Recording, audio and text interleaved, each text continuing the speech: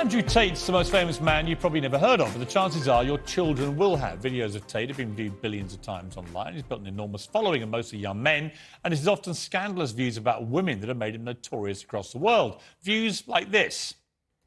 So I think my sister is her husband's property, yes. When a bride is walking down the aisle to marry the groom, the father walks next to her and gives her away. True or false?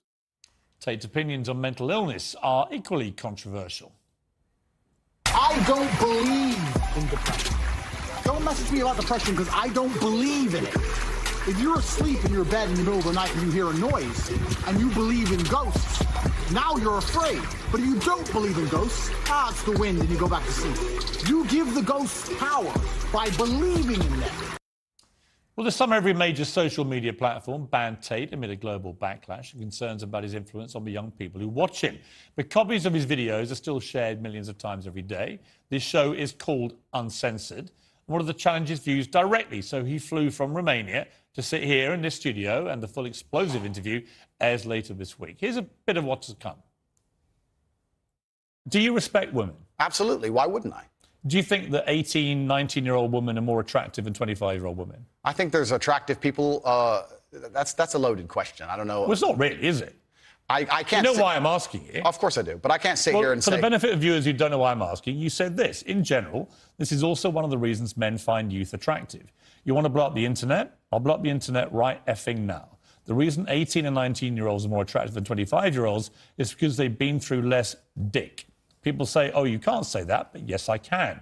A 19-year-old is more attractive than a 26-year-old woman, and I'll tell you why. Because that 26-year-old has talked to more guys, been to the club more times, been effed and dumped more times, more arguments, more mess, more for me to clean up. That is misogyny. Why? Because you are encouraging a mindset about 25-year-old women that makes them sound out to be infinitely less desirable than 18, 19-year-olds, and having effectively been having too much sex to be taken in a more respectful way. Well, firstly, even if that was the case, that wouldn't be misogyny. Well, what did you mean by what you said? That's not misogyny because it's not anti-women. I'm saying that an 18 or a 19-year-old woman would be more desirable. Pretty anti-25-year-old woman. Anti-25-year-old women we can argue, but not misogyny. Well, that's misogyny then, isn't it? No, it's not. Well, being anti any woman at all is misogyny. Not when I'm saying that women are beautiful and attractive at a certain age and saying the age. You're saying 18, 19-year-olds are more attractive than 25. Well, than ageist perhaps, but misogynistic absolutely. Is that not. But you just accepted it was misogyny. No, I didn't. You said it was misogyny. I'm telling you, no, it's not. But if a 26-year-old woman is watching this and has heard those comments, yeah, would you just say to her, look, I'm sorry, I shouldn't have said that? No, I won't. I will say that I am sorry that offends you. However, there's a large contingent of the world... That doesn't mean you're sorry. No, I'm not sorry. That's the point I'm making. I'm sorry if that offends you. However, there's a large contingent of the world that believe that, and I was mediating for a conversation. Parts of the world that believe that about 26-year-old women are parts of the world where women are not allowed out on their own. That's a conversation. They have to wear full burqas. Well, that's a conversation. They're not allowed to drive cars. That's nothing to do with me. But is that the kind of world for women that you... I was mediating a conversation. No, I'm asking you what you think. I don't live in a country where that happens. You're using that as the excuse for why you're not sorry for saying it. It's not an excuse. Is that there are parts of the world where this is fine? My friend. So my question to you is, well, do you think it's fine? I don't think it's fine. I live in a world where... You don't think it's fine? The reason This isn't that hard, Andrew. You can simply say, Piers, you know what? With the benefit of hindsight, I wish I hadn't said it like that. And if a 26-year-old woman's watching, I'm sorry I said that, because that actually is blatantly misogynist. And even though that's a view held by other parts of the world, it's not a view I share. Now, I would respect you more if you said that than if you try and say, well, it's said in other parts of the world, so I'm not sorry. I think that doesn't tell me what you think. Then you need to understand why my content existed in the first place. My content existed because I tried my very hardest to be an absolute and utter realist, especially with uncomfortable truths.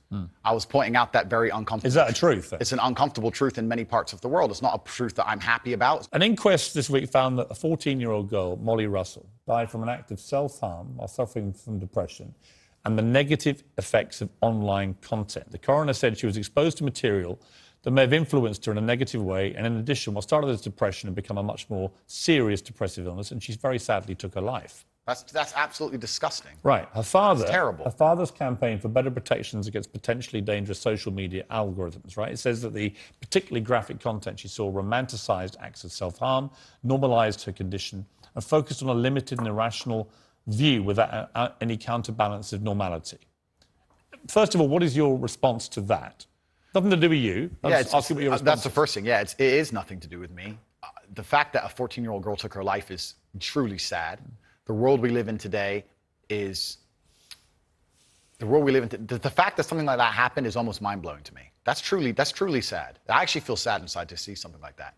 What has come clear to me in the interview is that a lot of things you say you wouldn't say now that you've said before. But I'd say them differently, perhaps. Yeah, right. So to me, that's an acceptance, not just that you want to get back on platforms, because maybe that was one of the reasons you were no platform, but that you've recognised and understood the potential harm to the wrong kind of impressionable mind by some of the things you've said. Would that be fair? I think that's 80% fair. I recognize and understand that with massive fame, you have to be more careful about being misconstrued. Like I said earlier, 1% of people misunderstanding you doesn't matter with a small audience. It matters with a very large audience. With power comes responsibility. I still believe the things I say. I do not want to be a negative force for the world. I also understand that I am a man who's lived a very difficult, nuanced life, and I am capable of making nuanced points that may be misunderstood by teenagers. However, that can be said about anybody and everything. Every opinion online can be misunderstood by children. Trying to protect children from the internet is a very interesting subject in and of itself, because I would argue that 80% of the content on the internet can be negative or detrimental to a young mind that doesn't understand the world.